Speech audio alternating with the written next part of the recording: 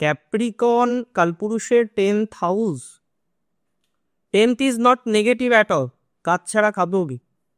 কাজ ছাড়া জীবন চলবে? 2 দিন ভাল লাগবে, 3 দিন ভাল লাগবে, 4 দিনের দিন আর ভাল লাগবে না। তো এই যে কাজ, এর রাশি মকর, এই কারণে অনেকে এদের একটু মিসআন্ডারস্ট্যান্ডিং করে। অনেকে ভুল বোঝে যে এভাবে চলছে, তো ওভাবে চলছে, এটা চাইছে, ওটা চাইছে। এই জায়গাটা মকরের ক্ষেত্রে কিছুটা কিছুটা করে পজিটিভ দিকে যাবে, কিছুটা কিছুটা করে স্টেবল দিকে যাবে। এবং আমি মনে করি এটা মকরের জন্য কিন্তু নেগেটিভ নয়, কোনোভাবেই নেগেটিভ না।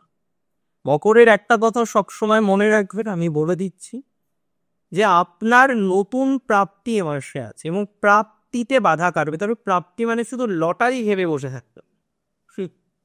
প্রাপ্তি মানে লটারি ভাববেন না, চাকরি প্রাপ্তি হতে পারে, তাছাড়াও অন্যান্য বন্ধু প্রাপ্তি হতে পারে, ভালো কোনো মানুষের সংসর্গ হতে পারে, গুরু প্রাপ্তি হতে পারে।